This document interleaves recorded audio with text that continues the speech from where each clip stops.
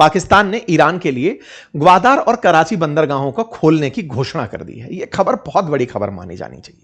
पाकिस्तान ने बकायदा transit of goods through Pakistan के नाम से एक ऐसा आदेश जारी कर दिया है जो कि 2026 के लिए 6 कॉरिडोर खोलने का दावा करता है। यानी कि एक तरह से समझिए कि आपके पास ईरान के बंदरगाह तो नहीं होंगे क्योंकि अमेरिका रोक कर बैठा है, लेकिन पाकिस्तान के बंदरगाह होंगे। आप वहां से किसी तीसरे देश के साथ आप माल बेच सकते हैं। पाकिस्तान के साथ ईरान का बॉर्डर साझा होता है। एक तरफ पाकिस्तान के भारत है तो एक तरफ ईरान है।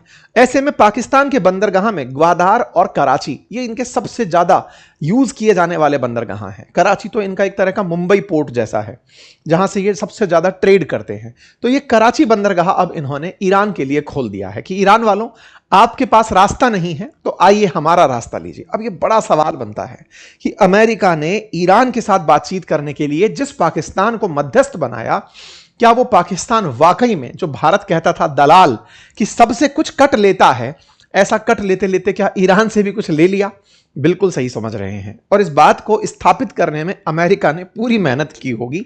ऐसा मैं इसलिए कह रहा हूं, जब अमेरिका के सोच के विरुद्ध चला गया ये युद्ध, क्योंकि उन्होंने सोचा था कि जैसे हम मादुरो साहब को निकाल कर ले आए ऐसे ही यहां पर सत्ता परिवर्तन करके चले जाएंगे। अमेरिका और इजराइल का यह सोच गलत पड़ गया और वो ईरान में एक लंबे युद्ध में फंस गए। जब फंसे, अब फरवरी का शुरू हुआ युद्ध जब मार्च में पहुंचा तो 1 महीना बीतने के करीब उनको यह एहसास हुआ अमेरिकियों को कि अब हमें बातचीत करने के लिए कोई आदमी चाहिए। हमने लीडरशिप तो खत्म कर दी है। वहां पर उदय होता है पाकिस्तान का। अमेरिका पाकिस्तान में विश्वास दिखाता है। ट्रंप शहबाज शरीफ पर विश्वास दिखाते हैं कि ठीक है भाई, एक काम करो, आप ही बातचीत करवाओ। और इसी के तहत शुरू होती है इस्लामाबाद वार्ता। 11-12 अप्रैल को इसी महीने अब पाकिस्तान की राजधानी इस्लामाबाद में अमेरिकी डेलीगेशन और ईरानी डेलीगेशन इस्लामाबाद पहुंचते हैं। जेडी वेंस भी आते हैं, गालिबाफ भी आते हैं, विदेश मंत्री जो है वो भी आते हैं। इनकी मुलाकात होती है और इस पूरी मुलाकात का सहारा होता है कि दोनों के बीच समझौता कराया जाए। इस पूरी मामले में पाकिस्तान अपने आप को जियोपॉलिटिकल स्टेज में एक सही जगह सेट करने में कामयाब होता है कि अमेरिका को भी उम्मीद है तो पाकिस्तान से, और ईरान को भी उम्मीद है तो पाकिस्तान से। हालांकि पहली बार में यह बातचीत बनी नहीं, यह वार्ता विफल रही। ईरान के साथ वार्ता विफल रही, लेकिन उम्मीदें कायम रही। अमेरिका और ईरान दोनों ही पाकिस्तान से उम्मीद लगाए रहे। इतनी उम्मीद कि पाकिस्तान में बीते दिनों, अभी एक दिन पहले ही, ईरान के विदेश मंत्री की 2-2 बार यात्रा हो जाती है और उन्हें वो 3 सूत्री कार्यक्रम दे जाते हैं कि अगर आप स्ट्रेट ऑफ हॉर्मुज खुलवा देते हैं तब जाकर हम न्यूक्लियर पर बात करेंगे। सबसे पहले स्ट्रेट ऑफ हॉर्मुज खुलवाइए, हमारा बहुत नुकसान हो रहा है।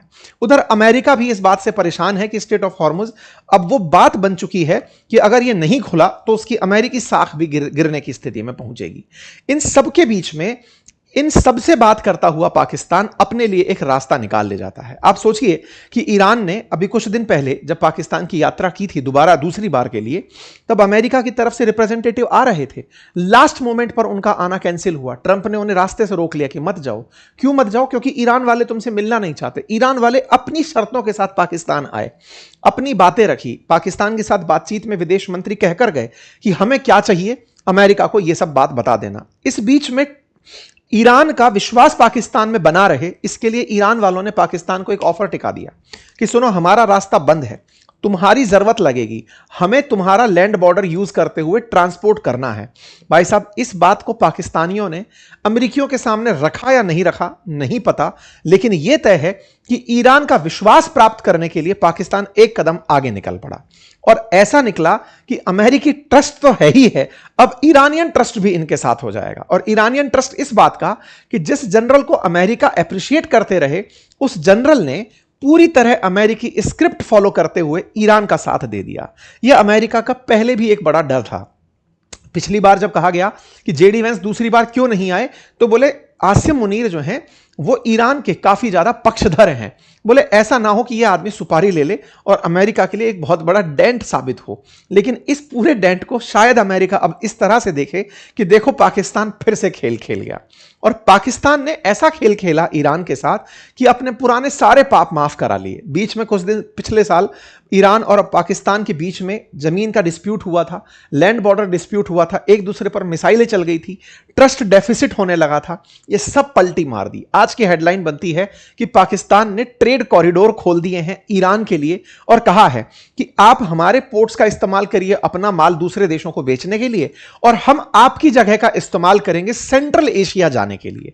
मतलब इस समय पर पाकिस्तान मोस्ट बेनिफिट में कंट्री निकलकर बाहर आता हुआ दिख रहा है। और उसने ईरान के साथ में जो डील की है उस डील को मैं आपको समझा दूं तो वो डील इतनी है कि ईरान अब इस स्ट्रेट ऑफ हॉर्मुज पर शायद सामान के लिए निर्भर ना रहे। अब ऐसे समझिए, स्टेट ऑफ हॉर्मुज असल मायने में सबकी जरूरत है, तेल बेचना ईरान की मजबूरी है, उसके बिना अर्थव्यवस्था चले नहीं। $500 मिलियन का पर डे का उसका ट्रेड है ईरान का, अगर उस ट्रेड को उसको बरकरार रखना है तो यह रास्ता खुले होना जरूरी है। लेकिन इसके बावजूद भी दवाइयां हैं, केमिकल्स हैं, भोजन के लिए अनाज है, इन सब का भी तो आना जरूरी है।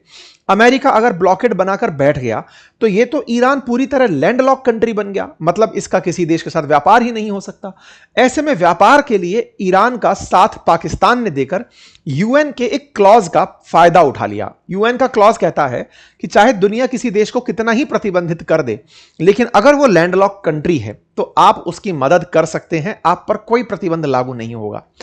पाकिस्तान ने जो खेल खेला कि साहब अगर आप इसको रास्ता नहीं देंगे, अमेरिकी अगर स्ट्रेट ऑफ हॉर्मुज से माल नहीं जाने देंगे तो हमें लैंड के थ्रू रास्ता इसको देना पड़ेगा। यह बिल्कुल वैसे ही है जैसे गाजा इजिप्ट से होकर के माल बेचता है क्योंकि इजराइल ने उसको पूरी तरह पानी में घेर रखा है। बिल्कुल वैसे ही अमेरिका ने ईरान को घेर दिया तो अब पाकिस्तान से होते हुए यह सामान बेचने की स्थिति में होंगे। और पाकिस्तान से बेचने के लिए चीन द्वारा बनाया हुआ गादवार पोर्ट यूज करेंगे और कराची बंदरगाह यूज करेंगे। पाकिस्तान का यह जो पूरा खेल खेला गया है, इसके पीछे का बड़ा तर्क यह है कि इसे इस तरह से रास्ता देकर ना केवल ईरान का भला बना जाएगा, आने वाले समय में ईरान से सस्ता तेल भी खरीदा जाएगा क्योंकि चाइना ईरान से सस्ता तेल पहले से ही खरीदता आया है। आपको याद होगा कि पाकिस्तान के माध्यम से होते हुए जो चाइना पाकिस्तान इकोनॉमिक कॉरिडोर बना रखा है चीनी लोगों ने, जो कि भारत के पाकिस्तान ऑक्यूपाइड कश्मीर वाले क्षेत्र से होकर गुजरता है, और जब यह भारत के क्षेत्र से होकर गुजरता है भारत इसी बात पर तो प्रतिक्रिया देता है।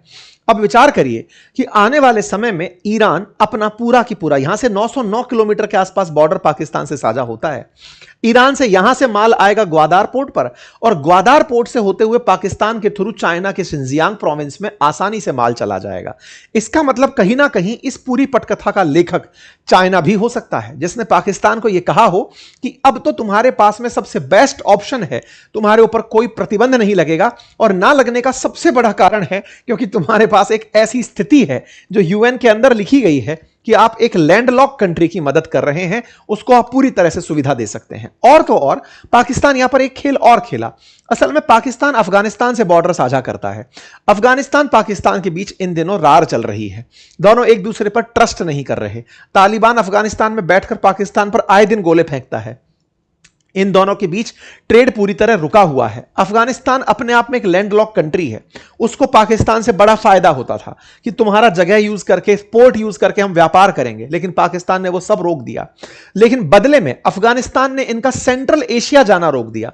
सेंट्रल एशिया के ये जो 5 देश हैं, कजाकिस्तान, तुर्कमेनिस्तान, किर्गिस्तान, उज्बेकिस्तान, इन जगहों पर जाना रोक दिया। जब रोक दिया तो पाकिस्तान ने कहा कि हम अब ईरान की मदद लेकर के सेंट्रल एशिया चले जाएंगे। तो एक साथ दो काम हुए। पहला, ईरान का माल आसानी से चाइना पहुंचेगा और पाकिस्तान का माल सेंट्रल एशिया पहुंचेगा। हर तरह से विन विन सिचुएशन। यह विन विन सिचुएशन करने में पाकिस्तान कामयाब हो गया है। यह transit of goods through Pakistan के नाम से एक आदेश है जो कि पाकिस्तान और ईरान के बीच में तफ्तान बॉर्डर, गब्द बॉर्डर और मंड पिशिन बॉर्डर से होकर के गुजरेगी। साथियों, यहां पर आपको मैं मैप पर इसे दिखा दूं कि यह ग्वादार पोर्ट पाकिस्तान के अंदर, कराची पोर्ट, और इन दोनों को ईरान के गब्द पोर्ट से होकर के और तफ्तान वाली जो जगह है यहां से होकर के सामान पहुंचाया जाएगा। कुल 6 रास्ते, ग्वादार गब्द के बीच में, कराची पोर्ट और लियारी होते हुए जो अपना दुरंदर वाली है वहां से गब्द होते हुए, कराची से होकर तफ्तान, ग्वादार से होते हुए तफ्तान, ग्वादार से होते हुए तफ्तान और कराची से होते हुए गब्द। इन सब जगहों का रास्ता अब ग्वादार और कराची होकर निकलेगा। कुल मिलाकर के 2 बड़े सी पोर्ट अब पाकिस्तान ने ईरान के लिए खोल दिए हैं। यह अपने आप में एक बहुत बड़ी स्ट्रेटेजिक विन पाकिस्तान की कंसीडर की जा सकती है। और ईरान के बारे में क्या कहेंगे? देखिए, ईरान ने पाकिस्तान को एक प्रेशर में डाल दिया था कि तुम्हारा जो सोचने का तरीका है वो प्रो अमेरिका है, तुम उसके हित ज्यादा सोचते हो। हुआ यह था कि अभी जब विदेश मंत्री यहां आए थे ना, अभी अरागची आकर पहुंचे थे 2 दिन पहले, तब ईरान के ही तरफ से एक एमपी ने बयान दे दिया कि पाकिस्तान पर विश्वास नहीं किया जा सकता, वो विश्वास लायक देश नहीं है। इस बात से पाकिस्तानियों को यह समझ में आया कि मेरी मध्यस्थ की भूमिका छिन सकती है, ईरानी लोगों के बीच में मेरा विश्वास कैसे कायम हो, तो भले इस कायम को करने के लिए इन्हें यह ऑप्शन देते हैं, और वो ऑप्शन सही तरीके से कामयाब हुआ। अब आपके दिमाग में एक प्रश्न और बनेगा कि सर सब कुछ ही पाकिस्तान के फेवर में हो गया, क्या अमेरिका इस बात से नाराज नहीं होगा? इस बात के विषय के जानकार खबरों के अंदर इस तरह से लिख रहे हैं कि यह सब बात हो सकता है उसने अमेरिका को बताकर की हो। ऐसा इसलिए कि जब तक वो विश्वास में नहीं होगा वो मध्यस्थता भी नहीं स्वीकारेगा। अमेरिका खुद चाहता है कि ईरान टेबल पर बैठे, बातचीत के लिए टेबल पर बैठे। जब तक आपको उसकी तरफ से कोई फायदा ऑफर नहीं किया जाएगा, अगर पाकिस्तान से ईरान को कुछ नहीं मिलेगा तो वो पाकिस्तान की बात क्यों मानेगा? इसलिए हो सकता है कि बैकडोर में अमेरिका ने भी उसे परमिशन दी हो कि तुम उसके साथ में बातचीत करो, ट्रेड करो, और ट्रेड करके उसे टेबल पर लेकर आओ। तो ये कुछ कहानी ऐसी है जिसमें सेंट्रल एशिया का सपना टेबल पर सजा करके ईरान को पूरी तरह से पाकिस्तान अपनी तरफ करने में कामयाब हो रहा है। अब ये कितने दिन कामयाब होता है यह आने वाला समय बताएगा, लेकिन अभी तक कोई अमेरिकी प्रतिक्रिया नहीं आई है कि अमेरिका यह कह दे कि नहीं साहब मुझे यह बिल्कुल बर्दाश्त नहीं है पाकिस्तान जो खेल खेल रहा है। नहीं, अमेरिका खुद चाहता है कि स्ट्रेट ऑफ हॉर्मुज खुले, वो खुद चाहता है कि ईरान पर प्रतिबंधों से ईरान को भी मुक्ति मिले ताकि वो स्ट्रेट ऑफ हॉर्मुज खोलने के लिए तैयार हो। लेकिन यह ट्रस्ट बहाली का जो प्रयास है यह बड़ा प्रयास है। इसमें एक सबसे बड़ा पॉइंट क्या है कि ट्रंप जब पिछली बार आए थे ना, तब इन्होंने काटसा नामक एक एक्ट लगा दिया था, कहा था ईरान से ट्रेड करने वालों पर मैं प्रतिबंध लगाऊंगा। 3 देश थे, रूस, नॉर्थ कोरिया और ईरान। बोले इनके साथ व्यापार करने वालों पर मैं प्रतिबंध अतिरिक्त रूप से लगाऊंगा। आज सोचिए ट्रंप की स्थिति यह है कि ईरान से व्यापार करने के नाम पर वो पाकिस्तान का कुछ भी नहीं बिगाड़ पा रहे हैं। तो साहब ये क्या फैसला महत्वपूर्ण है? निश्चित ही बड़ा महत्वपूर्ण फैसला है, और इसके बारे में जितनी भी जगह लिखा पढ़ा गया है यही कहा गया है कि यह पाकिस्तान की एक बड़ी कामयाबी कही जाए, क्योंकि यह आने वाले समय में एक स्ट्रेटेजिक लोकेशन का दुनिया को बता चुका है कि मैंने कैसे लाभ कमाया है। दलाली का सही मायने में वो अमेरिका चाइना के बीच में रहने का लाभ कमा चुका है, अब ईरान और अमेरिका के बीच में होने का लाभ कमा चुका है। इन सब से क्या भारत को चिंतित होने की आवश्यकता है? क्योंकि पाकिस्तान एक बड़ा ट्रेड हब बन जाएगा। जब वो ट्रेड हब बनेगा तो चीनियों के लिए भी व्यापार के एक रास्ते खुलेंगे, क्योंकि ग्वादार पोर्ट से होकर के चीनी और ज्यादा सी पैक के माध्यम से सामान लेकर जाएंगे, और वो भारत का जो हिस्सा पाकिस्तान अधिकृत कश्मीर में है उस हिस्से से होकर निकलेंगे। तो ये भारत के लिए चुनौतीपूर्ण तो रहेगा ही रहेगा, और पाकिस्तान जियोपॉलिटिकल टेबल पर और स्ट्रांग होकर आएगा। इन सब चीजों को समझने के लिए हमें थोड़ा सा और पीछे चलना होगा। पॉइंट क्या है ना कि ये जैसे मैंने अभी सुनाया कि ये सब शुरू हो गया, इसका मतलब ये नहीं है कल से कोई नल था जिसका बटन खोल दिया और सब शुरू हो गया। इन सबको होने में समय लगता है। स्थिति क्या है, जितनी ग्रीन दिख रही है उतनी है नहीं। हालांकि grass is always greener on the other side, but point क्या है कि जिस चाइना को ग्वादार पोर्ट की जरूरत है, पाकिस्तान ने चाइना को अटका लिया है। $60 बिलियन से चाइना पाकिस्तान इकोनॉमिक कॉरिडोर बनवाया जरूर था, लेकिन अब पाकिस्तान $25 बिलियन और मांग रहा है। कह रहा है कि सर हमें पैसे की और जरूरत है इस सीपैक को कंप्लीट करने के लिए। उस पुराने समय में आपने जो पैसा दिया था वो खप गया, हमें और पैसा चाहिए। पाकिस्तान तो वो वाला डेट वाला देश है जिसमें जितना पैसा दोगे वो डूबता है। ऐसे में ये वाला जो आप रास्ता सुन रहे हैं कि इससे सब कुछ अच्छा हो जाएगा, कल बस नल चालू हो जाएंगे और सब बहने लगेगा, ऐसा है नहीं। हालांकि इससे तत्कालिक राहत जो मिलेगी वो ईरान को जरूर मिलेगी, लेकिन चाइना या पाकिस्तान के स्ट्रेचर में कोई बड़ा परिवर्तन यहां से आता हुआ नहीं दिख रहा है। लेकिन हां, ये भारत के लिए निश्चित ही चुनौतीपूर्ण है, क्योंकि भारत को जियोपॉलिटिकल स्टेज में पाकिस्तान के थ्रू अब बड़ी चुनौती मिल रही है। पाकिस्तान, ईरान के साथ साथ अब चाइना भी, तीनों एक साथ बन जाएंगे तो भारत की सेंट्रल एशिया तक पहुंच जो है वो बाधित होगी। हालांकि भारत तमाम प्रयास जरूर कर सकता है, लेकिन कहीं ना कहीं चाबहार पोर्ट पर हमारी पकड़ जब से ये ब्लॉकेड लगा है तब से कमजोर होती जा रही है। भारत के लिए इन दिनों गल्फ और पाकिस्तान का यह किनारा एक चुनौतीपूर्ण रहा है। अब सवाल यह है कि भारत को करना क्या चाहिए। तो भारत को किसी ना किसी तरह से चाबहार पोर्ट को प्रोजेक्ट के अंदर तेजी लाते हुए कंट्रोल स्थापित करना चाहिए। भारत को चाहिए कि जो नॉर्थ साउथ कॉरिडोर था जिसके थ्रू हम रशिया और ईरान के बीच में ट्रेड करने की बात करते थे, स्ट्रेट ऑफ हॉर्मुज खुलते ही हमें ईरान के साथ वो शुरू करना चाहिए। ईरान के साथ जो हमारे आर्थिक रिश्ते हैं उसे हमें और मजबूती के साथ लेकर आना चाहिए। पश्चिम एशिया में जिस तरह से पाकिस्तान ने इस समय खेल खेला, भारत को चाहिए कि अपनी स्थिति को स्पष्ट तरीके से रखते हुए दोनों पार्टीज के साथ रहते हुए आगे बढ़ने का प्रयास करना चाहिए। बाकी आप लोग इसे कैसे देखते हैं जरूर बताइएगा।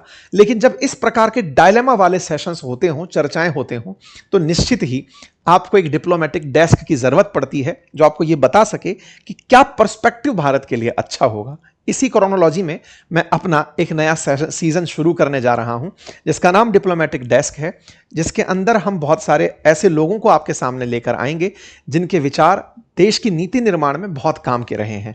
तो आपकी तरफ से इसके लिए खूब सारा हमें शुभकामनाएं और प्यार आशीर्वाद स्वरूप मिले तो हम इस ताकत के साथ आगे बढ़ेंगे। फिलहाल के लिए इतना ही। चैनल पर नए हैं तो सब्सक्राइब कर लीजिए। बहुत बहुत धन्यवाद।